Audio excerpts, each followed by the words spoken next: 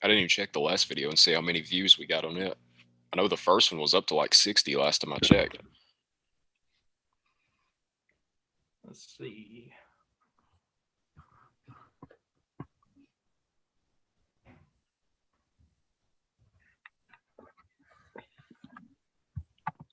All right, that's live. I didn't even check the last video and see how many views we got on it. I know the first one was up. All right, it's live. It says 22 on episode 3 and 68 on episode 2. Gotcha. It's not bad. No, the first one was pretty decent, actually. It's more than I figured it would be. All right, I'll tweet this out and then we'll go.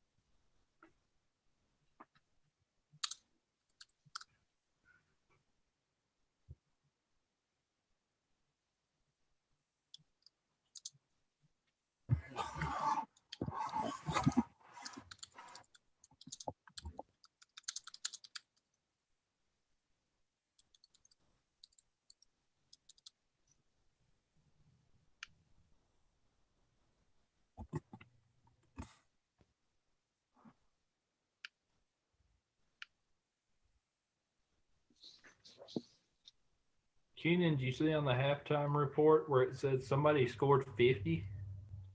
Nas Hillman? For who? I don't know. I just thought that was like one of their little headliners or whatever. Jeez. That's quite the night. All right, that's up. Okay, we're recording. 3, 2. What's up, guys? Welcome into the Checkerboard Check-In. Got episode 4 on the way now. Missing one guy tonight. We got Murphy, Sawyer, Keenan, the regulars in here. Boys, how we doing tonight? It's all good, man. Oh, well, good day on Rocky Top. Yep. Doing good.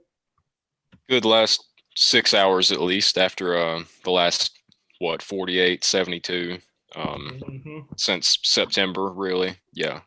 I just kind of all morphs together after a while. But yeah, decent day, it seems like.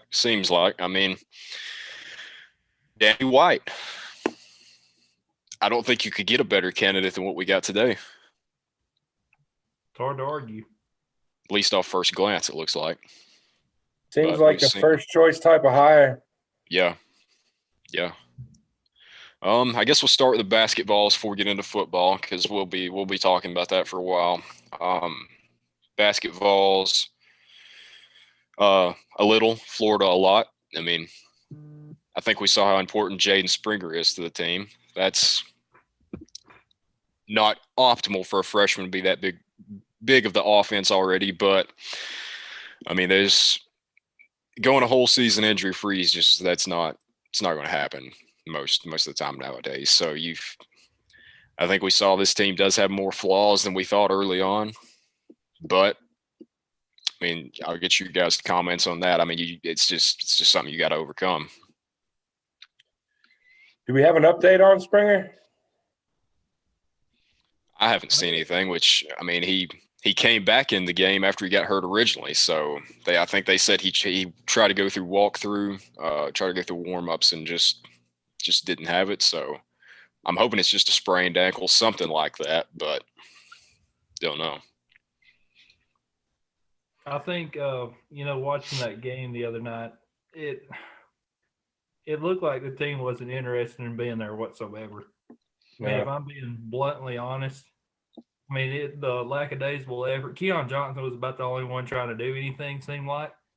I mean, it's good to see a freshman doing that, the 5-star freshman doing that. But, it's been heavily talked about the veteran leadership on this team, Fulkerson, Pons, Bailey, Josiah Jordan James. He's just a sophomore, but he played a lot last year. So, I don't know, man. It's like nothing went right. Couldn't score, couldn't defend. We were so lost on defense sometimes, and it looked like a total 180 of what we'd seen, the first 8 or 9 games of the year. It's kind of concerning, honestly, because you almost wonder, well, does this mean the next bad offensive night we're going to be terrible defensively too? We haven't had too many good offensive nights, so I think we'll definitely see a better team the next time they play. I'd say the next day in practice was not one that was too fun. Barnes has already talked about making lineup changes. We'll see how it goes, but I think it was a good wake-up call more than anything. Definitely. The offensive rebounding is what killed me. Second chance points after second chance points. And that's just an effort thing. That's nothing more than that. And it's not very characteristic of a Barnes team. And like Sawyer said, I'm sure that next practice wasn't very much fun. Who do we got? Missouri next? Yeah, Saturday. It's a good chance to bounce back. They're I think it was more of an effort thing than a missing Jaden Springer thing. I completely agree that we looked like we didn't want to be there. And the way our team is built, I don't think even as freshmen as talented as him we should at least make that much of a difference. So I'm looking for a big bounce back game as well. Yeah, I mean, it's the Bama game was concerning, but I mean, with the way they're playing now, I mean, they're making everybody look like fools right now. So I mean, like looking, one of the best teams in the country. yeah. Right now. I mean, I think we should still. I think we're still more talented. Should still beat them. But I mean, that's looking back. I mean, I don't when.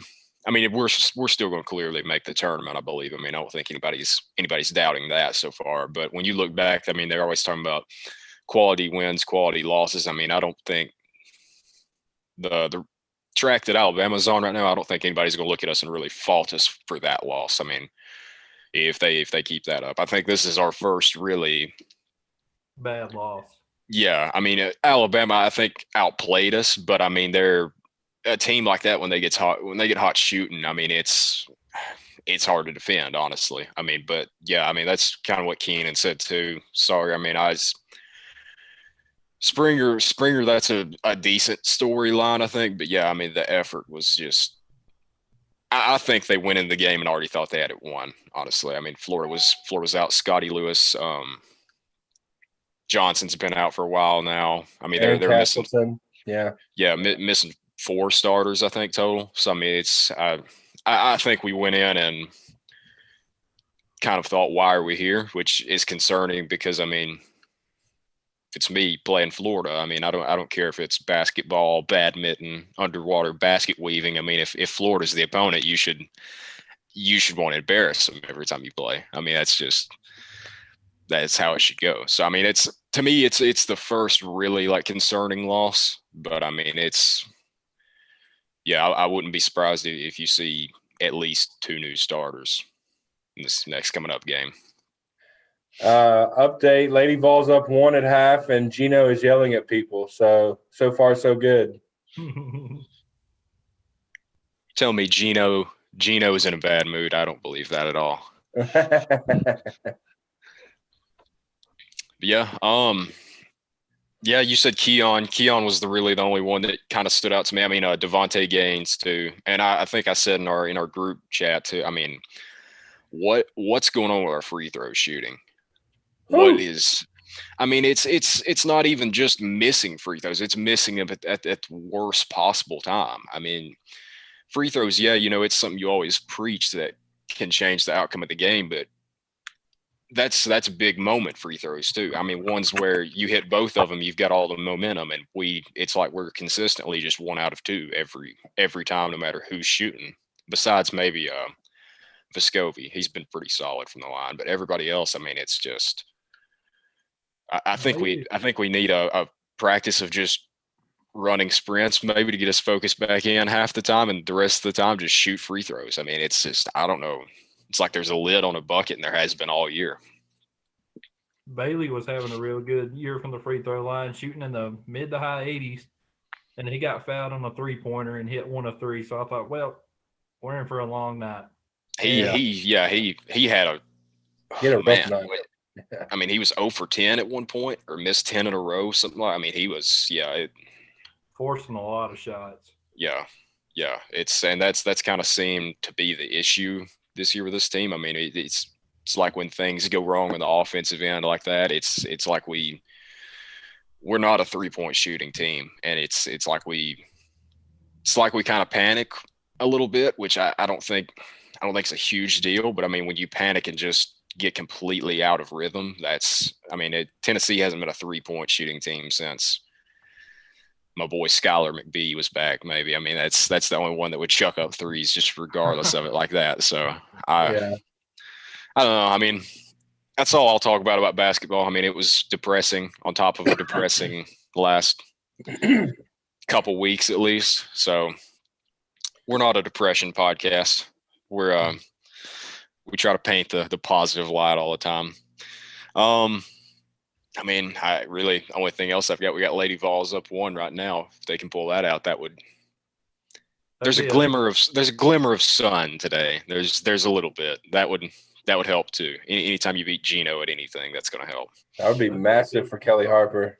Oh yeah. But I mean, we'll move on to football, I guess. We'll start with the negative, and we'll circle around to the interest and stuff at the end. I mean, so far this week, and if I miss somebody, let me know. We've got, as far as recruits wanting out, we've got Dylan Brooks wanting a request out of his NLI. That's probably the main one that I would say we're going to have the rest of the time. I know we had guys like Salter, Aaron Willis, Tyron Evans came out and said they're pretty much locked in. So that's solid, especially considering the transfers and the fickle witch that the transfer portal is to us right now. That's what I was going to say. We've got Morris going to Oklahoma, Jameer Johnson in the portal, Henry T, Eric Gray, Darnell Wright, and Crouch. That's, unless I'm missing somebody else. I mean, that's both your starting inside linebackers, 2 5-star tackles, a 3-time Mr. Football winner, and one of the best linebackers we've seen in maybe since A.J. Johnson. I mean, in Henry T, a guy that's just a leader of the defense like that. So there's the depressing part, I guess. And a fan favorite, Henry T, too. I mean, I don't think anybody had a negative word to say about him. Those are the kind of kids you want. But I mean, maybe they're not gone yet. Who knows? I mean, that's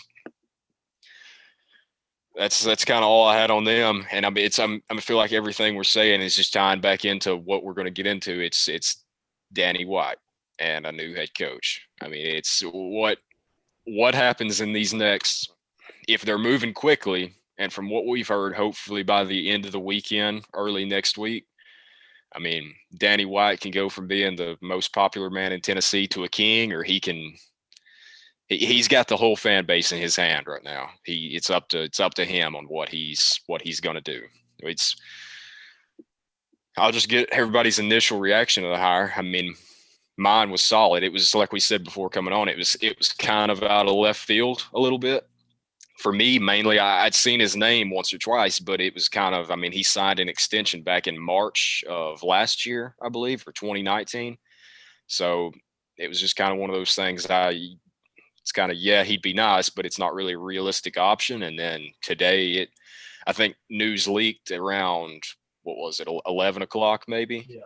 And within 30 minutes, I mean, it was official. It was nothing like the previous few years of leaks and flight tracking and, well, my cousin knows this person who knows this person who knows this person that said it's going to happen. I mean, I've never seen something efficient like that since maybe the last 10 years since I've been watching Tennessee athletics. So that was my initial reaction. I mean, he's got a solid track record. I hope he keeps it up here, especially with the amount we're going to pay him to do it. And that's my thing. The salary, you know, they made it out to where we're paying him a lot. $1.8 million a year is a lot of money. But it's not just insane money. You know, he was getting paid over $1 million a year at UCF. 1.1, I think. Yeah, 1.1. And, you know, heaven forbid, you know, it was a job that he wanted. You know, people, you know, especially some of these media types are, you know, would rather jump off a bridge than admit that. But, you know, maybe Tennessee still has a little bit of luster to it, and he just wanted the job. And he saw some promise in the job because, you know, he could have waited it out. He could have played, you know, he's the number four ranked AD in the country. And, you know, his hires speak for itself. Not just football, basketball too.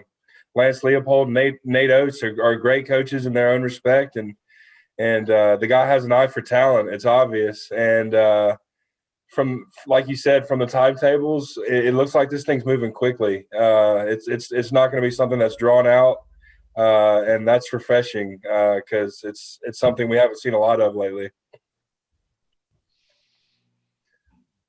Yeah, I mean, it's yeah, I mean,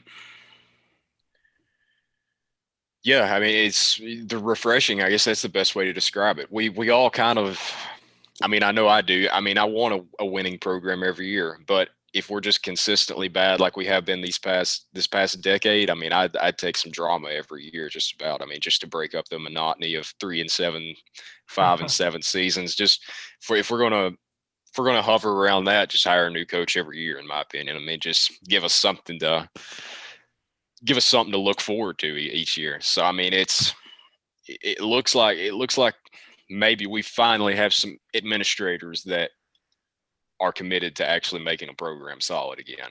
They've come out and said the financial aspect isn't really going to be a factor to an extent, which we always hear that the boosters don't want to pay this, the boosters don't want to pay that, fire with cause to save money, which I've never believed, period, at all. I mean, we've got Jimmy Haslam, the owner of the Cleveland Browns, so it's not like he's really light in the pocket nowadays. But I mean, it's just refreshing. Yeah, I mean, I guess that's the best word you use, Keenan. That's how I describe it. I love the hire. I thought it was solid. I mean, for a program that's not looking great right now, to get that kind of name out there, I mean, like you said, there's still some lust to the job. I mean, it's Tennessee. You know, it's arguably one of the most historic football programs in the nation, and he's just got to make the right hire now. See if he can keep Henry T, Eric Gray, Darnell Wright. See if he can keep those guys at Tennessee, because they were a big part of. I mean, they're good players. There's no getting around it. You know, those, especially Toto. I mean, our defense wasn't great by any means, but he was the bright spot of our defense. So, I mean, and it's like you said, D. Taylor, Vol Nation's in the palm of his hands right now. Everything he does is going to be closely watched, closely monitored. If he does the right thing, you know, if he makes a good hire and he gets us back to where we expect to be, he's going to be a freaking legend in Tennessee history.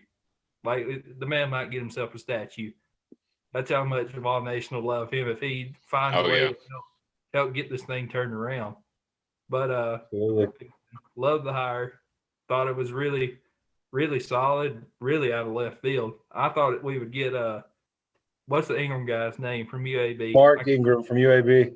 Yeah. Yeah, I thought he was a lock. I think he was the consistent, or the consistent one you'd hear from just about everybody. And I think he would have been a solid choice too. I mean, I think they both bring a lot of the same qualities. Ingram had Tennessee ties too, but I mean, at this point with me, I don't care if you're from Tennessee or Grand Canyon Valley State. I mean, if you're the most qualified guy and you're going to lead us to wins, I don't care where you're from. If the guy's the most qualified and he used to wear orange, fine. But I mean, I want to win. That's it. I just want to win. And we're fully claiming the national championship from a few years ago. Yeah, 2017 national champs, baby. Tack it on, Bama style. Yeah, I see no problem with it. Yeah. It's crazy how we've fallen in the last 4 years, huh? From national champs to this. It's pretty Man. wild. Man. That's how it goes. Murphy, what's your thoughts, man? So I was like you guys. I hadn't heard Danny White's name at all until I think Landon mentioned it in a tweet that he posted out earlier today. I had been consistently hearing Ingram and some other names that have escaped me now that I need them.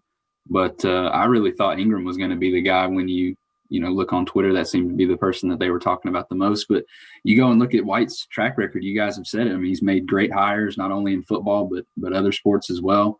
UCF's football program has more wins in his time at UCF than Tennessee does in that same span. So he knows winning. He knows how to bring a winning culture to a university, and I think that's the main key. Is that what's going to bring? And I think we need to we forget that football is not the only sport that's going to be affected by this hire. It's going to be basketball, men and women, baseball, softball, golf, underwater basket weaving, if you will. So. He comes with a lot of effect on all those sports. So, but I hope that he takes the time to make the right hire, bring in the guy that he's going to work with, and bring in some refreshness to this program that needs it right now. I mean, what a gut punch those transfers were when you see those names. I mean, the guys that have left before are you're going to miss them, but those guys that you just rattled off earlier, I mean, those are your best players on both sides of the ball. So you've got a lot of opportunity for playing time. That's what I look at it, next man up mentality. But yeah, I like the hire. I think that he's going to make the right choice at head coach. And I think there's a couple names out there that could really, really do some good things at Tennessee and help bring this program back to where we all want it.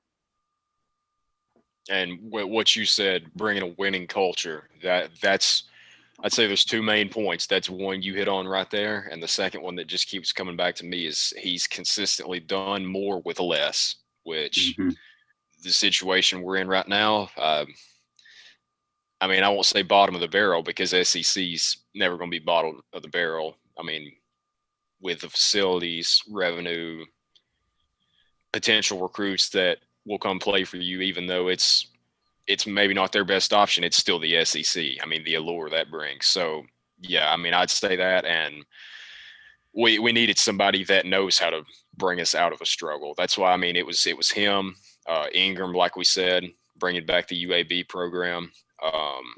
Gilbert was what was his first name? Gilbert at ECU. I know he was the other one that was being floated out there a lot. Was it like Darian Gilbert or something like that? Dan, something like that. Yeah, but he told ECU that he wasn't involved or he wasn't going to be involved with us. So. I think that broke about an hour before the news this morning did. Yeah. So I mean, I have no complaints, and the main thing I look for anytime any school does something like this, get outside like the local media and see what the national people are saying. And we've got guys like Dan Walken that apparently was the one that broke the news that we're forcing him to say good things about us now, which just brings a grin to everybody's face that Dan Walken has to actually compliment us. You got him, Pat Ford, Dennis Dodd, all of them. I honestly, I don't think I saw one negative tweet about the guy today. I think I saw a few that were like, yeah, I would have rather had Ingram, but this is still a solid hire. And I mean, that's fine. But I don't remember, it's kind of what I said earlier, I don't remember in our history hiring somebody like this that we don't have to like talk ourselves into, that maybe they'll do this, maybe they'll do that, and we'll be back. Like, we've got a guy that from everything on his track record, he's going to do it. So that's the biggest thing to me. And if he winds up not working out, I mean, I'm not going to blame Plowman or Boyd, Randy Boyd, either one. I mean, they got a top 5 AD in the country in 3.5 days, roughly. I mean, it seems, it's like what I said earlier, it seems like we've finally got some competent leadership. Last night I was preparing for this episode. I came into it just ready to go scorched earth. And today this is kind of the water on the fire, I guess you will. It's been a decent day, at least.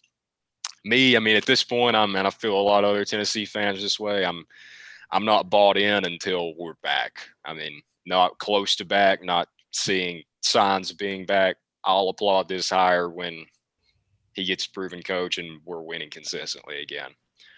It's like a kid, you touch the oven too much and then you kind of realize one day, hey, maybe I shouldn't touch that again. That's going to burn me. But I'm sure first game of the season comes around, I'll still be huddled in front of the television like a 5-year-old on Christmas, just because we all say we're out as much as we want to, but we know we're not. I mean, it's a sick drug. It's vicious. It's vicious. It's vicious. It takes no prisoners. But yeah, I mean, it's the main thing now. We've kind of said it a couple of times. Just get an established coach.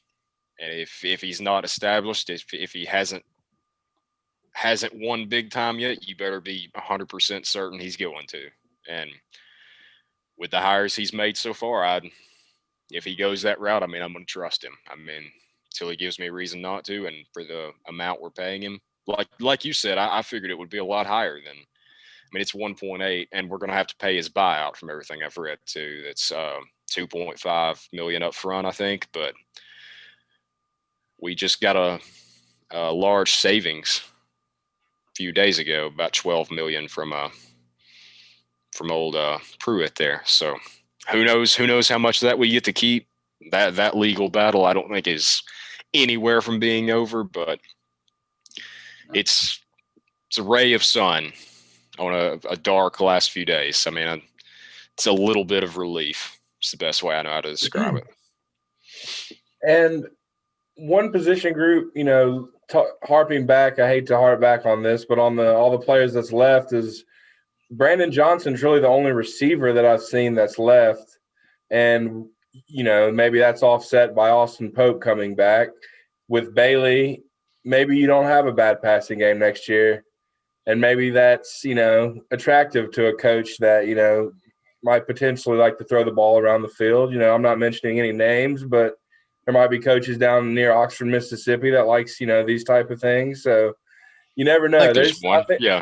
I think there's some attractive things left about this team and about the program. And if Derek Dooley can recruit, sanctions or no sanctions, you're going to be able to get players to come here. I hate the ones we've lost, but it's still an attractive job. And even, I mean, maybe this is just me, maybe I'm insane, but I'd say even all of those 4 guys I mentioned earlier, 5 guys, Crouch, Wright, Gray, Henry, Wanye, and Jameer. So 6 total, I mean, of guys that are main contributors that are out. I mean, you had guys like Brandon Johnson's, Balin Buchanan, but I mean, it's as far as main contributors, all 6 of them, maybe I'm crazy. I think even if you lose every single one of them, I think it's just pure talent on the roster. I still think it's better than the 2017 team was. Maybe I'm insane. Easy. Maybe I'm insane, and it seems like we're in the minority if we think that. I mean, I've seen other people saying bottom of the barrel, and I mean, I know a lot of that is instant reaction. You're upset, I get it, but still, I mean, that 2017 team had John Kelly as the main guy on offense. I mean, Callaway kind of broke through then, but I mean, Jennings was out all year 2017. If I remember right. Yeah. So, I mean, offensively on a team that didn't have a good offense at all this year, I still think it's I'm glad other people think that way too. I thought maybe I was going insane, but I mean, there's still talent to be had here. Well, you look at who we're losing, or haven't lost them yet, but who's in the portal. Like we said, Crouch and Toto, that's your linebacking core, pretty much. I mean, Banks is still here. You've got Martavius French, Bryson Eason. They're still here. They didn't play. I don't think – did they play at all last year besides like – Eason did a little bit. A little bit. Eason did. So, I mean, you've got those 2. Aaron Willis coming in. He's supposed to be a early impact guy, and I think he will be. Watching his high school tape, he's a hard hitter guy that I think will fit in well in SEC football. Just got a nose for the ball, hard hitter, like I said. Running back room. I mean, you're bringing in Evans, Cody Brown, uh, Jabari Small got his carries last year. T. Hodge got a little bit of experience. I mean, if Evans is half of what people say he is, I hate to say it, but I don't know that we'll miss Gray too much. Just being bluntly honest. But I mean, Toto and Gray were way more than just players. They were definitely leaders. And on a team that a lot of people question the leadership.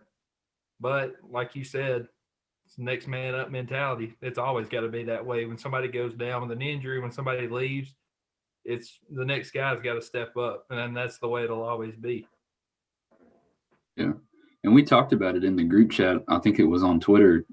I think it was you, Sawyer, who asked who's the more, the transfer that hurts the most. And when you look at the inside linebackers, Toto and Crouch that are leaving, I think back to that 2019 season, those first couple games where Batuli was out, and you just had Henry in there as a true freshman calling the plays, and how bad the defense was lined up. I mean, couldn't even get lined up correctly.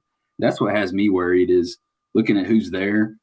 I mean, Banks, yeah, but Banks hasn't had that responsibility, I don't think, before. He's just kind of been able to play alongside of Henry and kind of do his thing.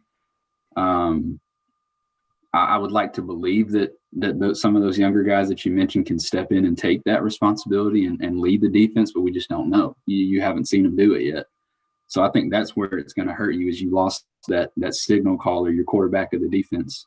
And I mean, we've said he's not gone yet. There could be an opportunity there. I mean, he did tweet out about, he'll miss Ball Nation and all that. So you can read into that if you will, but there's an opportunity as long as he's not out of the portal, I guess. So we can bring him back. Where they're going, there's always a chance. Right, Yeah. exactly. I mean, that's the main thing. Yeah. But that's the main thing, I think. I mean, it's it upsets you to see them there, but they're not gone. I mean, it doesn't look good at all right now, but that's kind of what Murphy said there. I mean, linebacker, running back. I think linebacker is exponentially harder to learn in college. I mean, if you're a decent running back, you can see the field if you're going to pass block. I mean, that's the biggest thing they have trouble with. And even, I mean, yeah, losing Gray, somebody with his talent hurts, but I mean, we're going to have speed. We're going to have a couple big backs back there, depending on who moves position. And running back, I feel like, is a lot easier to kind of game plan around, if that makes sense. You can kind of hide it a little bit better than your middle linebacker struggling to get people lined up, and just being a leader on the field, really. I mean, it's like that's what I said before, and that's one of the articles I wrote, was basically what Murphy said. I mean, it's Batuli being out showed you just how big of a piece to that team he was. They came back and the defense got exponentially better. I think we have talented guys that can do it at linebacker, but will they?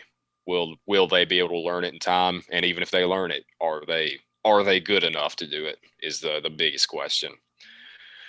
So, I mean, that's the most depressing part right there. I mean, but you've got, like we said earlier, you've got guys like Salter, Tylan Evans. You've got guys like that are going to be pretty big pieces. I mean, Brooks is the main one we've lost so far, right? I mean, there's Terrence Lewis, but I mean, everything we've seen from Terrence Lewis, I mean, I'm not entirely too upset that he's gone, really. I mean, it's right. You miss the talent. Like Landon said, players of his talent don't go to Maryland unless there's something else going on there. So, yeah, it might not be a bad thing. We might be in enough trouble already. So, and on a team that apparently had culture issues this last year, I don't know that bringing in a guy, no matter how talented he is, that seems to have issues with that already. I mean, he's a high school kid. I mean, maybe by this time next year he gets on college and learns, hey, I can't do half the stuff I was doing. So maybe he winds up being a great talent. But right now, I mean, I'm not going to cry over Terrence Lewis leaving. I mean, I think Brooks was a way bigger loss, I think. Jordan Mosley and Colby Smith decommitted. That's I Yeah. know Mosley was a four-star receiver. He'd been committed since like June of 2019. Was he our first commit in this class? He might have been. It's a He was very good very chance close. Yeah. And Colby Smith was, I mean, he was kind of an undersized lineman, so I feel like he would have probably been more of a project. That we got, like back in the surge, like in the Yeah. spring or whatever. Yeah. I think he's tall, but he's like, I think he was like 6'7", 285 or something like that. So kind of, I guess Yeah. you call him thin for an SEC lineman. I know 285 pounds, not thin by any means, but when you're playing in the trenches in big boy ball, that's pretty thin. We saw that being it that way didn't work under Butch. Marcus Tatum or somebody like that was getting regularly pushed around. Right. Yeah, I mean, I don't know. I mean, we had questions going into this year of what this team would look like, mainly from one position. And the guy that caused a lot of those questions is at Washington State now. So who knows? I mean, I don't think if anybody gives you a projection for this next year and says, hey, I'm confident this is what our record's going to be, they're probably full of bull crap is what I'd tell you. I mean, I don't think we're going to know what this team looks like until we've seen them halfway through next year. I mean, that's just being honest. Who knows? We've got talented pieces everywhere, but putting it together. And I mean, we'll go ahead and get in the head coach. Before we do, I mean, that's the biggest thing is there's still the transfer portal. Get those guys back is priority number one. Number two is get more help. I mean, it's the best way.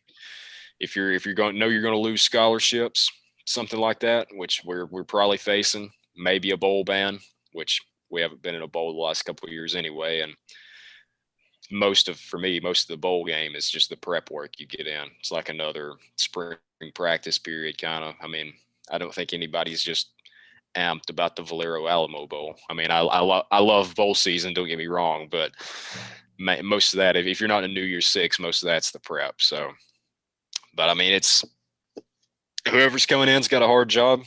We'll get into it. Whoever wants to start, who's your how do we want to do this? I guess we'll go, who's your home run dream candidate, and then you can give three of your just realistic options. And who knows? I mean, I don't think anybody right now could say that somebody's realistic or not. So maybe that was a dumb parameter to base this off of, but I doubt someone like Bob Stoops is coming. I mean, I would go ahead and get that out of the way. He's probably my home run, but I doubt that's going to happen anytime soon. Somebody wants to go first, go ahead. I already got mine if you want me to, whatever. I think your home run, to me, it's Hugh Freeze. I mean, he's proven that he can win in the SEC. He's beat Bama more than we have in the last 15 years. Everybody wants him. I mean, if you look at Vol Twitter for 2 minutes, you're going to see about 300 tweets about bring Hugh Freeze to the hill. I mean, that's just the way it is. And apparently he wants the job. He's always wanted the job, whatever. But to me, that's the home run. Realistically, like a Tom Herman, Jamie Chadwell, the Napier guy from Louisiana. Billy Napier. I think those three right there are probably your most realistic. Maybe even a Kiffin. I don't know. But I don't know. But I just think Freeze is the home run. That would satisfy your fan base for one. And then he's proven he can do it.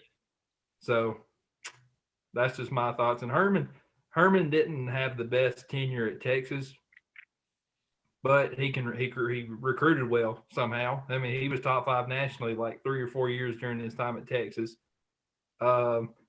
Chadwell, I mean, he's been at Coastal Carolina. He doesn't have Power 5 experience from what I know, but he's from East Tennessee. I think people would be okay with Chadwell. Another guy you could think of is Malzahn. So who knows? Because I mean, Malzahn's won.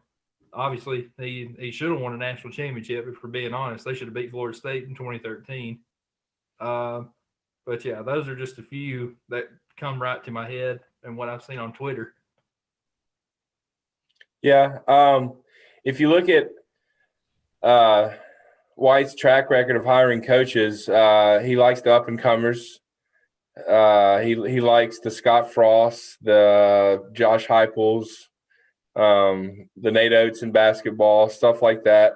From what I've heard, though, it sounds like they're going after an established head coach in this, and I can't blame them. We've tried the other route many times now, and we want a proven winner. I mean, that's what it comes down to. And luckily, in this coaching search, our realistic options might align with our home run options, and that might not have been the case with the last coaching search, just because of everything that happened in 2017.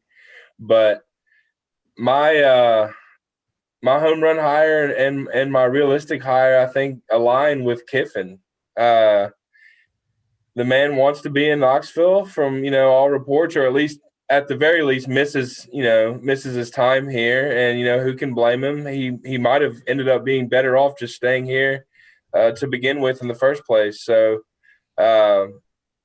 whatever may happen with our sanctions or anything going forward is a deterrent. But just knowing Lane Kiffin, I feel like he would at least listen. And with the track record our new AD has, I think he'll call. So I would make him say no. And if money's not an option, then I expect a good coach. So that's where I'm at least.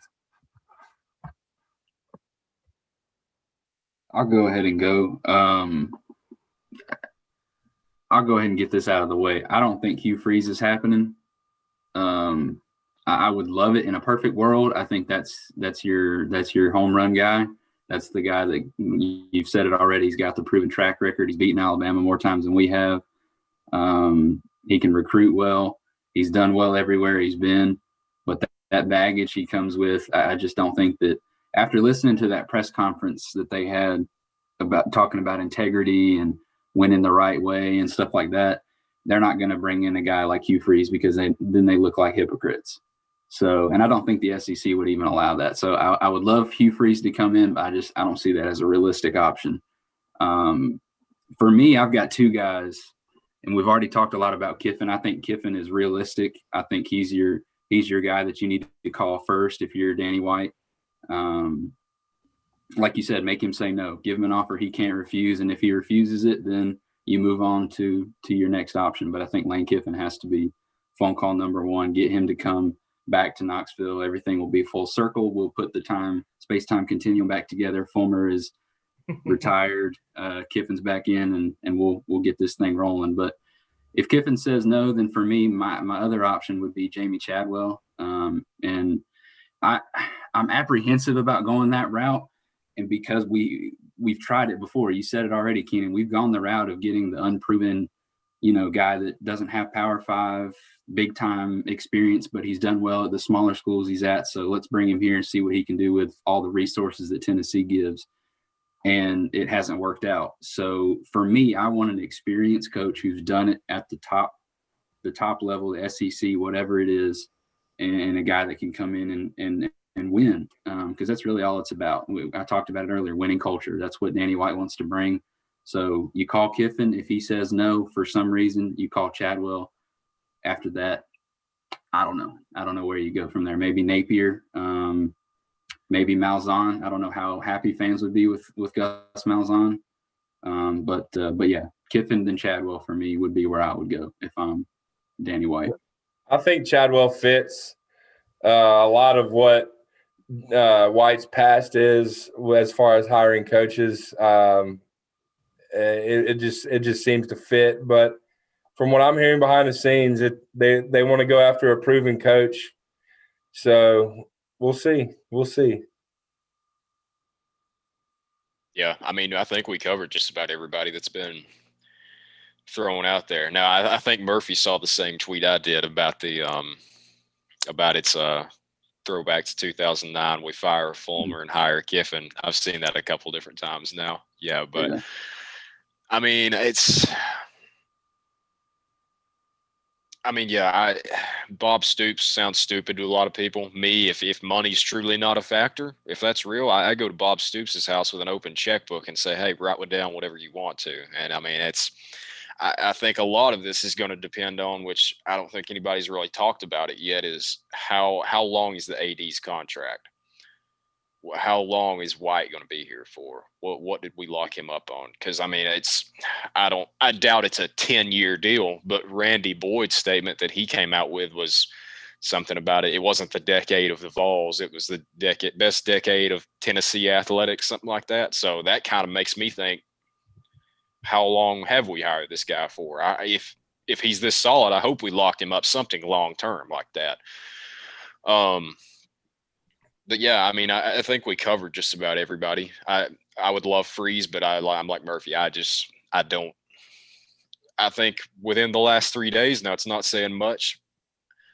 I think this administration, whatever they've said they're going to do, they've done so far. I mean, with the athletic director hire, so I think all the freeze warning stuff like that, I think it can all.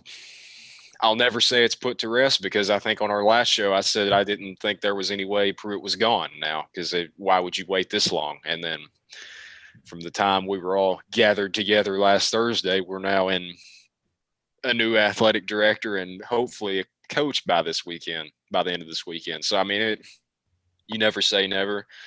Me, I'd love Kiffin. I mean, I wanted him last cycle too. And I mean, the last cycle, it was much more, I think it was much more split. You had people that loved him, and you still had people that were stuck in 2009 and didn't like how he did us. I mean, the only thing I know for sure about Lane Kiffin in a world of uncertainty is he's going to score points. And in an offensive game now, I don't think you turn down anybody that's going to score points, and he has everywhere he's been. He does that, and fans are in. I mean, you're going to sell tickets next year. That's the two big priorities, especially with a fan base like ours that is just tired of being beaten down. Raising morale like that. I mean, it's what I was telling somebody earlier. Lane Kiffin's floor, I think, would be very low or very high, whichever way you want to look at it. I don't think the worst version of Lane Kiffin is still a lot better than a lot of other candidates that are being kind of tossed around. That's just my opinion.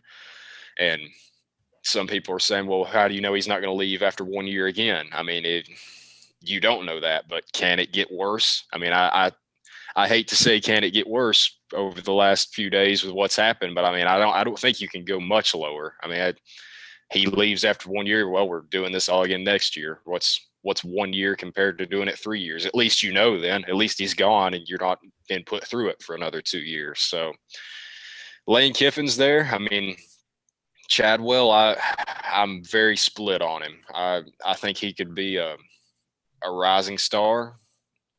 But I don't know. I mean, I could see either way, honestly. He's with White's track record, it kind of makes me think that he may be the guy of getting someone from a smaller school that does more with less. So that kind of makes me lean towards him, but then they're going to look for established winners too at the highest level, was their quote, or something very close to that. A guy with no Power 5 experience, I don't know that really fits your mold there. So I think if they've hired Danny White to do this job, they need to let him do this job. If you're paying him that much, everybody else needs to get out of the way. Tell the Haslams, it hurts to say it, but tell Peyton, get out of the way and let the guy do his job. I mean, I think we've looked through orange-colored glasses for too long now. It'd be great to replicate the 90s, but I want to start the 2020s now. That's what I want to start. I mean, the 90s were what, 30 years ago or 22. Yeah, I mean, it's as long as I've been alive now. So we've been on the downswing ever since I've started. I was born like 2 weeks after our national championship. So maybe it's me. I've said it before. Maybe I brought a curse the day I was born then. It's just been a steady decline the whole way. Thanks, so, Taylor. yeah, it's what I do. But I mean, I don't know. It's sacrifice detailer now. yeah, I'll do it. I'll go to the top of Neyland and just so I'll go searching Neyland. Somebody's got a Tebow jersey buried in there somewhere, or if they put it in concrete, something. I'll go find it. I'll get it out. We'll go burn some sage in the stadium. Something. We'll get the evil spirits out. We'll do whatever we've got to do. Sacrifice a bucket of KFC. Yeah. It's just I don't know. Maybe I mean, and I say maybe this is the first day of the resurgence of the Vols program, maybe. But it's kind of what I said earlier. I'll say that for certain when we're in the SEC title game playing Bama or whoever's in it by then. Probably still Bama because Saban will probably live to 150 years old and he's only halfway through this. I mean, that's probably our luck. Yeah. So I'll say it when we're back that we're back actually, but I think my guys I definitely don't want, and it might be some people might not like it. I don't want Tom Herman at all. Nothing about Tom Herman excites me. I think he's cocky and he doesn't. If you're cocky and you're good, fine. I mean, there's something to be said for that. But he's had no success to the level of cockiness. I think he is. I don't think he could win big, and his recruiting, he was decent at Texas, like Sawyer said. It was pretty good, but he never did anything with it. No, he never did anything with it, and we've seen that before. Great recruiting, get them on campus, and you can't coach them up. I mean, that's talk about decade of the Vols. That's been the last decade of the Vols. Is that narrative right there? So I'm out on Tom Herman. Luckily, Alabama hired Bill O'Brien today, because if we would have hired Bill O'Brien, I would have lost my mind. I mean, that would have been a meltdown. Him and Adam Gase. Hopefully, Adam Gase. Yeah, Marone at offense. Yeah, that was another one that was being floated out. I mean, could you hire a more boring candidate? I mean, that's just. What about Jim Caldwell? Yeah, Caldwell. I forgot his name. Honestly, I forgot who he even was. Just because of Peyton's involvement, I saw his name pop up, and I had to double take. I was like, did I read that name right? Well, Jim Caldwell, really? That was my thing with Jason Witten too. Where did Jason Witten come from? Oh my gosh! Dear God, Gerard Mayo as well. Yeah, Mayo was one that I don't think it'd be a good hire, but in 10 years from now, I think he could. I didn't read that, and I was like, that's ridiculous. I mean, I read that, and I'm like, we tried just about everything in the book. I mean, if they did it, I don't think it would work, but I mean, who cares? I mean, he seems like a young, energetic guy. Maybe he get something started a little bit, but I just, compared to Jason Witten, I take Gerard Mayo in a heartbeat. But I mean, that's just, those are the ones I'm mainly out on, and I'm sure there's a couple more. Malzahn, I would be kind of indifferent to. I don't know. I'd be very split.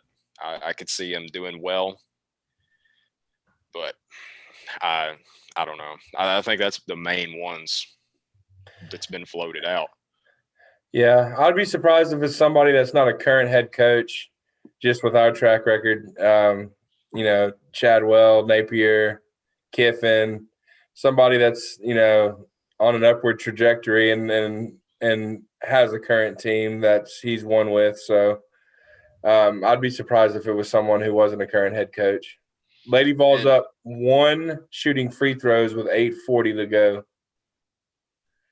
Is that the fourth quarter? Yes. 40 left. Yep. They missed their free throw too. It must be a Tennessee thing right now. It's a thing. It's spreading everywhere since I mentioned it. That's the DT curse. That's what we were talking about. But yeah, I mean, is Napier? I feel like I've kind of failed. I haven't looked at him as much, and he's been a candidate for like the past 2 or 3 years now for big time jobs. The thing with Napier, there may be 2 things with Napier actually. The first one is he wants total control. He wants Saban-esque control of his athletic department or his football program at the very least, and that there's, I don't know how many programs are willing to do that. Second, he very well may be waiting on the LSU job. A lot of people think that's what he's doing, and So I don't know. I don't see us giving him, much of a thought, but maybe I'm wrong. But yeah, he's the type that would want total control over everything, all decisions made through him. So I see that as a long shot. Well, my main thing with him, and I could probably look it up pretty quick, but is he? I was thinking he was more of a defensive minded guy. I could have been wrong. I don't know if he's more offensive or defensive though.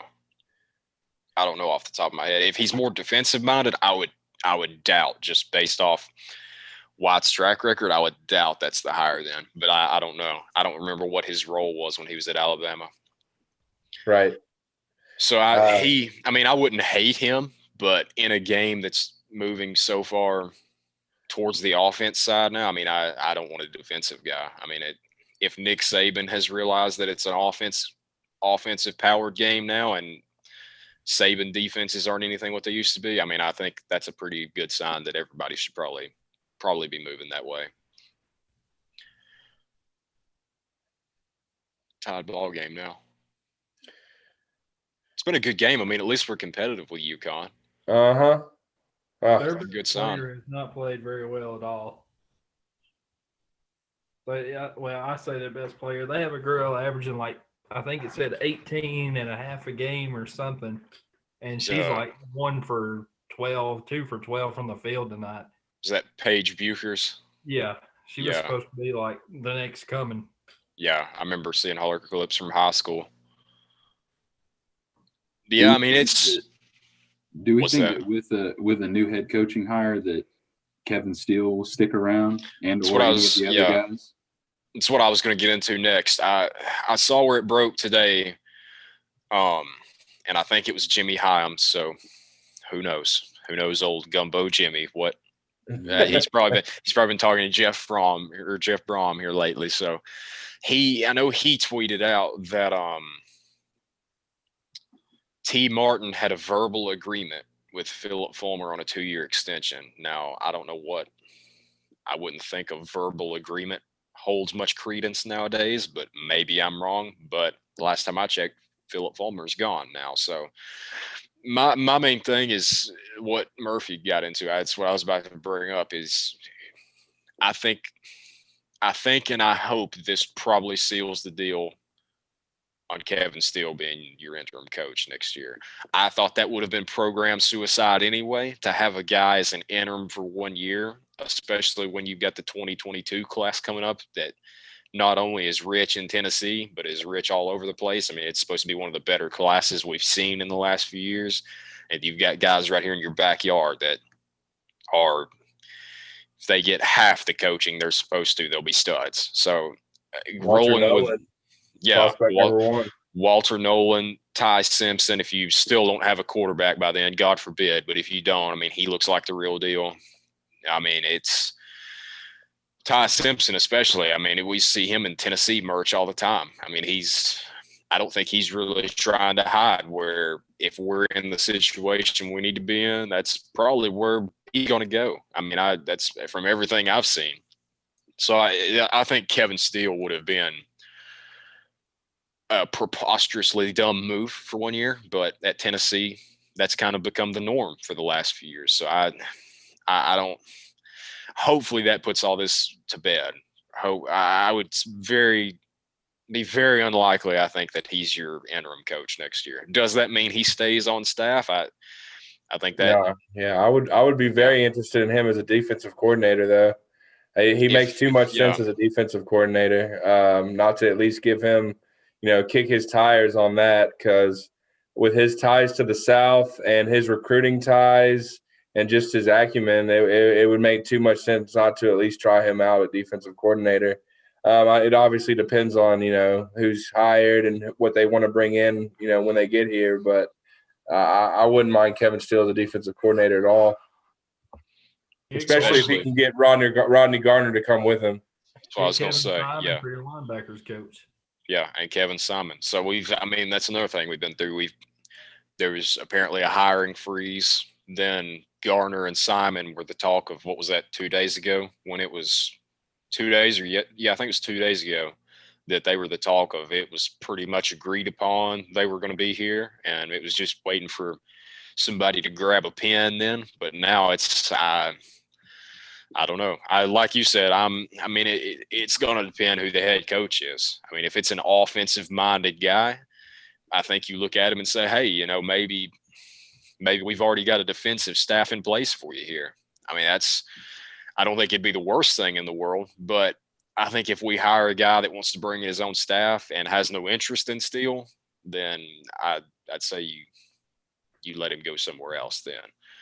I mean, I don't want to pick our head coach, get who we want, and then say, hey, half this other side of the ball, we've done it already. And like it or not, they're there. So, I mean, it depends on the head coach to me. That's honestly, yeah. I mean, you said it, Rodney Garner, Kevin Steele, not as much, but Rodney Garner, I don't care who you hire. I would call him first out of any staff assistant, I think. And he would be it for me. I mean, so with recruiting and coaching both, you got to look at guys like Big Cat Bryant that have said they're going to transfer here.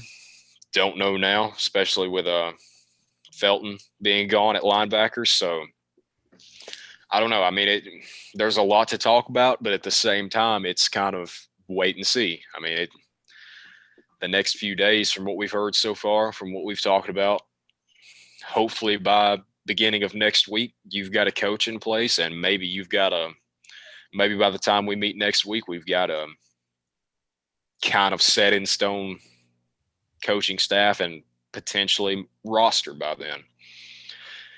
So, I mean, it's all up in the air. So Josh Heupel, the coach at UCF, I saw something about, I don't think he would bring him from UCF as well, but if he did, I like him better than some of the other guys we've talked about. I'd take him over Billy Napier, I think. UCF, even after their national championship season, which you're always going to have a down year after your national championship, unless you're Alabama, of course, then you just add another national championship. Simple as that. But I mean, the main thing that stood out about UCF since that national championship year, and really the year before that, is UCF's always had a solid quarterback. So if Heupel, I mean, he may not be exciting. I don't think he'll come here as well. I don't think. It's kind of what everybody was talking about, Mark Ingram bringing in Bill Clark too. I don't think anything like that would have happened either. But I think you could do a lot worse than Josh Heupel. Maybe I'm crazy, but I saw somebody float that theory out, and I don't think it'll happen, but I don't think it'd be the end of the world at all, personally. I don't know much about him, so I can't really say one way or another. But I mean, if right now I'm kind of at the place where if that's what Danny White wants to do, then I'll buy into it for now. I mean, I'm not totally bought into him yet, but I mean, he was brought in pretty quickly, so he had to be the number one guy that they wanted to bring in for good reason. So if that would be what he wanted to do, bring in the coach that he's familiar with and worked with before, then hey, you know something that I don't know. I mean, you're an athletic director for a reason. So I'd be okay with that. I mean, I'm sure it wouldn't necessarily go over well with the fans after we've seen some of the names that have been floated around and you don't get those guys, but I'd be all right with it. Yeah, I mean, I think there are really 2 or 3 guys where it's going to be pretty set in stone. The rest are question marks. I mean, it doesn't matter who really. I think even Freeze to an extent is kind of a question mark, but I think he'd be pretty solid. Lane Kiffin, and I float out Bob Stoops every time just because that would be a absolute dream come true if we got him too. But I mean, besides guys like that, I mean, I think you're going to get a guy that's a question mark.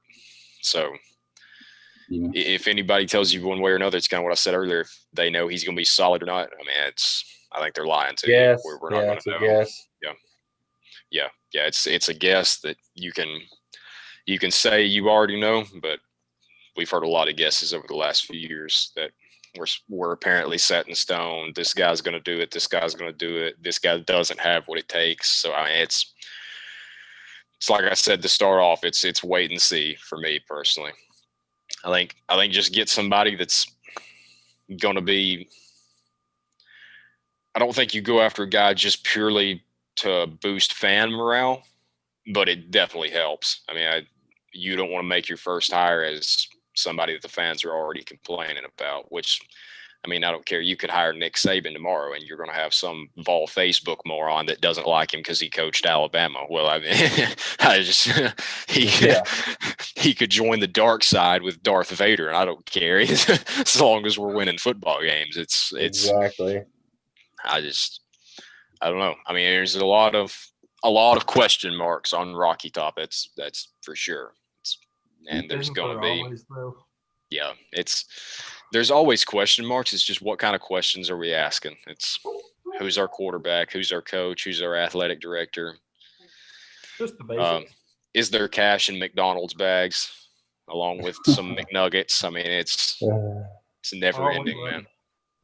That's the good thing is I don't think we're ever going to have a show on here where I think last week was kind of a slow week, but I mean, I don't think we're ever going to have a week on here where like, hey, nothing really happened. I mean, that'd probably be bad content, but at least my heart rate would settle out a little bit then, and I wouldn't constantly just be in an uproar then. I think I'm a pretty calm guy when it comes to most stuff. I'm really kind of a more quiet guy. I don't say that much. This is probably the most I talk all week, and that's just trying to lead conversation. But I mean, I don't know. There's nothing else in my life that's going to get me as angry as Tennessee football is. It's just, I've said it before. They'll put me in my grave. They'll be the reason for an early death. Will be a play like JG trying to jump over the line again. That nearly sent me into cardiac arrest alone. So I already know what my cause of death is going to be. So most people spend most of their lives like, I wonder how I'm going to die. I wonder when I'm going to die. The wind's still up in the air, but how I'm pretty certain now. I know what it'll be. And I think there's a lot of other people like that too. Lady Vols hit a rough patch now, 61-52. How much time's left? Is that 4 minutes? 4:37. Yeah, it's not looking good. Yeah, not great.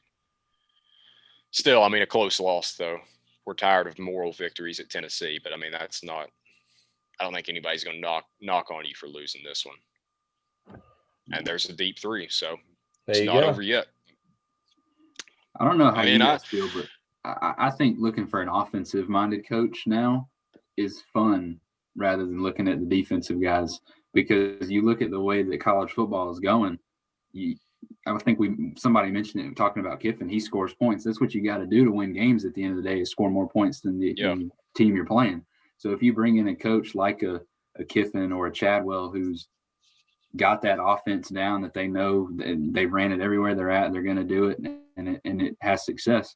I mean, for me, that's fun. And I think I was reading a little bit about Chadwell because I didn't watch a whole lot of Coastal Carolina games this year, just never had the opportunity to, but reading about the offense, and I think he would fit kind of what Caden Salter, Hendon Hooker would want to do, where you're, that spread option kind of deal where you're, utilizing the athleticism of the quarterback. And it made me wonder, does that kind of put Harrison Bailey up in the, kind of what if section of the world where he's kind of sitting on the edge waiting to see what happens? I think people are doing, players are doing that anyways, but his name came to mind first off when I started looking into these candidates and seeing how they run offenses and stuff. And even with Kiffin, with Matt Corral last year, I mean, that's another mobile guy. So that was something I wanted to get y'all's take on.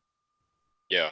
I mean, I think every guy we've looked at so far, you mentioned Corral, and that's what I was thinking of Plumlee too. I mean, they're both guys that they'll kill you with their, probably Plumlee a little more. I mean, Corral, I think, is the better passer, but they're both guys that by the time they get to their third read, if nobody is open, I mean, they can go and get 7 yards easily, something like that. I'm glad you brought that up. Honestly, I mean, I think Harrison Bailey it could be very interesting over the next year, maybe not even that long, to see kind of where he's going to fit into this. especially with Caden Salter, but with Hooker coming in too. I mean, I think I said it last show. A great pocket passer is good, but the way the game's going nowadays, I want a guy that can kill you with his legs too. And I mean, we've seen it in college for probably the last this is 2021, probably 15 years or so. Close to it. Yeah. 10 to 15 years that you can see it's gradually been going that way. And now it's in the NFL too. I mean, you've got Lamar Jackson, Mahomes is mobile back there, even though it's his arm. I mean, he can still get out of the pocket and make plays. If D. Taylor was here, Jalen Hurts. I mean, Jalen Hurts. Yeah. We got to throw some Eagle slander in there. He'll watch this back and he'll hear it then. But yeah, I mean, it's the way football's going. I think the days of 10-3 games with dominant defense and 12 punts. I mean, I just think that's. I'm sure one day it'll come back. Probably. I mean, everything goes in cycles. It seems like, but. Yeah, I mean, if everybody else is going an offensive guy, that's what I want to go with too. There's a thing to be said for trying to do something different than everybody else, but I think we're professionals in trying different things, and we're not professionals in them panning out well. So it's kind of go with something proven, if you ask me. It's what I said. You can say whatever you want about Kiffin off the field. You can say whatever you want. Maybe he'd leave in a year. You could say maybe he's going to get sanctioned, stuff like that. But the one thing I know for sure is Lane Kiffin's going to score points. And if you want to win games, score points. It's kind of everything else falls that in line then is score points. And I mean, if he's able to do what he did this year with Ole Miss's roster, I mean, Matt Corral is a good quarterback, I think, but Ole Miss at its peak and us at our peak shouldn't be a competition. I mean, with guys like Jalen Hyatt, Callaway that we didn't see much this year, Holiday, playmakers like that. I mean, them with Lane Kiffin and a guy like Hooker or Salter. I mean, I'm really glad you brought that up, Murphy. That was something I meant to talk about, but I think you could. I don't want to say Harrison Bailey's days are numbered just because you never want to say a 5-star's days are numbered and he's on his way out, because a lot of times you hope a 5-star is going to do what a 5-star is supposed to do. So I wouldn't say that it's passing him by, but this higher, I mean, you could see. I wouldn't be shocked at all if by this time next year Harrison Bailey is not in orange anymore. And this time last year, if you would have said that, you would have been a crazy person. But that's the speed at which things move now. I mean, I don't know. It's like everything we talk about. It all comes back to who's the guy, who's your coach. It's kind of the theme of the show. It's the theme of this last week. It's the theme of the last 10 years is who's it going to be? Who's going to be the one that finally gets some momentum that doesn't turn out to be false momentum? We don't know. I mean, that's all I really had. I think another thing that kind of makes the job alluring to some of these guys is that while you are moving towards the offensive aspect of the game, I mean, obviously you've got to score in today's game. There's no getting around it. You're not going to win too many games 20-13, 20-17 anymore. If you do, then both of your offenses suck, if we're being bluntly honest. So if you bring in an offensive-minded guy, well, look, here's Kevin Steele, here's Rodney Gardner, here's Kevin Simon. You know, here's a freaking great defensive staff that you could have just sitting there in your lap when you get the job. So you got to think that that's something that we could pitch to whoever the next guy is. I mean, I'm sure that Kevin Steele would stick around and be a defensive coordinator. I mean, he has Tennessee ties. I don't see why he wouldn't. So while you do have to score, you have to stop people too. And you've got everything that you could want. So I think that'll be a help in the hire. But like you both said, it goes back to the offensive side of the ball. If Nick Saban in his 60s or however old he is, if he can adapt, we should adapt. Plain and simple.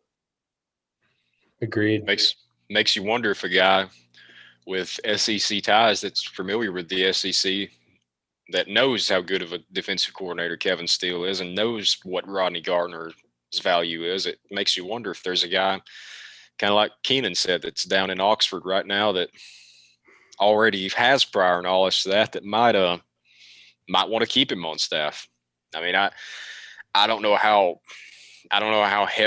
badly Kevin Steele's wanting a head coaching job. I mean, obviously he's a great interim coach. I mean, 2 points. How much? 2-point game, 50 seconds left. Live discussion, Lady Vols basketball. Only on Checkerboard Check-In. Live reaction. We don't have much else to hang on to right now. Yeah. We're going to see Keenan's heart jump out of his chest. We're going to get the last shot, aren't we? Yeah, and they're going to get a oh, man. That's terrible. Ooh, big shot. That's a 5-star doing what 5-stars do. That's who y'all were talking about. There she is. Might be the nail in the coffin there. Yeah. Hey, valiant effort, though. Valiant effort. No, that's a great game. You talking about Kevin Steele might want a head coaching job? How cool would it be for him to be the DC of a Lane Kiffin-led Tennessee team? That's what I'm saying. A couple good years, and then you throw your name out there in the hat and see who's calling. I mean, maybe Auburn, the whole what's his name, Bryce Harsin, is that his name? Brian Harsin, yeah. Maybe that experiment doesn't go well, and Auburn's looking for a head coach or somebody. I mean, I don't know. I think that'd be a good thing for Steele, be to stick around if the head coach wants him. That's the key thing here. But that'd be pretty cool. Yeah, cool to see that for me. That's kind of what my point was going to be. Is I don't know if he's wanting a head coaching job that badly. I just don't know what his prospects are right now. I don't know what school's looking at Kevin Steele and is like, yeah, that's the guy to lead our program. I mean, I'm sure there's several smaller schools that would want to do that, but I mean, I think he's made it pretty clear that he wants to be on the top. And I mean, I just don't. I might give him an interview if I'm the AD, but I mean, I don't know that I would. I don't know that I could do that and it be a genuine interview. Not if I'm in that position. I mean, if he wants one, I'd probably give him one just for kind of hanging tough, kind of being here through all this. I mean, he hasn't really done much from what we've seen, I don't think, but just I don't know. I mean, it's kind of what Murphy said. I think that's kind of what everybody's picturing right now is he brings in Rodney Garner, and then you have an offensive guy that you've got a top defensive coordinator, a top defensive line coach. The rest of the staff, we don't know who would stay, who would come in, but I mean, you've got a guy. It's kind of what when Pruitt was hired. It was kind of let him run the defense and get an offensive guy and get Jim Chaney. The only problem was Jeremy Pruitt had never been a head coach before. You can't just focus on the defense then. You've got to focus on the offense a little bit. You've got to do all the other day-to-day stuff, more recruiting, press conferences, stuff like that. In Lane Kiffin, you get a guy that's used to doing all that and is used to doing it at Tennessee. I mean, even though it was, 12 years ago now? Almost 12 years ago? I mean, you get a guy that has experience at least. And what's the recurring theme from the AD or from the chancellor and president? It's a guy with experience. So Lane Kiffin I don't think there's any question Lane Kiffin likes Knoxville. I mean, his son's middle name is Knox. I mean, and I think he's kind of made it clear without coming out and directly saying it, which he may have come out and directly said it. I may have missed that, but I think he's made it pretty clear over the last few years that there might be a small bit of regret from leaving the way he did. Definitely the way he did, but just leaving in general. I think the people that say he wouldn't come back for sure. I mean, you can't say that for sure. I mean, I know he interacts with Vol Twitter a lot. I know that's, if nothing else, I know he'll still chat it up with the boys in orange on Twitter, but I'd love it, but it's back to we don't know. That's what I'm going to title this episode. The description, we don't know. It's whatever you say could be 100% right or it could be 100% wrong. We don't know. I don't know. That's all I've got. I don't think D. Scott, I haven't heard from him still. He may, well, let me double check. If he was going to hop on, I was going to get his reaction to the Eagles news. Oh, we've got locks of the week. Anybody have a lock of the week before we get off? I'd go with Packers 3.5, especially if you can bet down that half a point. That would be my lock of the week. Yeah, that was mine too. Would be Packers. Instead, I'll go lock of the week. I think somebody said earlier, lock of the week is chaos. I'll go lock of the week is insanity. That's what my lock of the week will be. Hopefully I'm wrong. Hopefully that's the one bet I get wrong this year, but that would be mine. I don't know. That's my lock. Either one of y'all got one? I'll say we'll have a new head coach before next show. I'll go that route. I like that one. I like that one. My lock was looking decent. Browns last week. Everybody thought I was crazy, and then we had the fumble through the end zone that would have changed the game when there was clear targeting on it. I don't know how else you can spear somebody in the back of the head like that dude did, but I guess they just don't call it on my locks of the week. That's part of the D. Taylor curse there. We will actively officiate against him. So, I mean, I think I like Murphy's the best. I'm most confident in Keenan's. I think I think the Packers will probably handle the Bucs pretty heavily, but Murphy, that's the wild card. You could make yourself a lot of money, or you could lose a lot of money on that one. Yeah. Hopefully we've got one by then. Yeah. Well, that's all I had. Anybody, anything else? I think if I had to go with a lock for the week, it'd probably be one person on Twitter says something that somebody else doesn't like. And you win. You win. You win. That's my lock every week. Rumors. That's the lock. Rumors and anger. Going on Vol Twitter and yeah, a freaking Twitter war. Yeah, that's the best segment of locks of the week we've had, I think. Well, that's all I had. Players. Yeah, tweeting players. Yeah, even if Lord, I as know mad as doing good by like encouraging and saying we appreciate you, that stuff, that's fine. But your opinion on whatever they're doing, just leave it to yourself. Don't put it on Twitter, please. Stop it. Yeah, or send it in the group chat like I did last night. Yeah, don't tweet at players, no matter how dumb their takes may be. No matter if you agree or not, disagree. I don't care. Don't tweet at players. They don't do it. For one, they don't care. 2, they don't know you. 3, since they don't care and don't know you, your take's irrelevant. So don't tweet at players. Don't tweet at recruits. Coaches are okay sometimes. Coaches deserve to be tweeted at. Officials are always free reign. They're the gazelles on the open pasture with lions around. That's what officials are. So they're free reign. Yeah. So I guess we'll leave it off. Katron Evans too. Because when I thought it was pretty funny when Jimmy Scott, he was our lone commit in the 2022 class. When he decommitted, Katron Evans replied to him and said, "Next man up." Yeah. So somebody said, "Who's that?" And I don't know.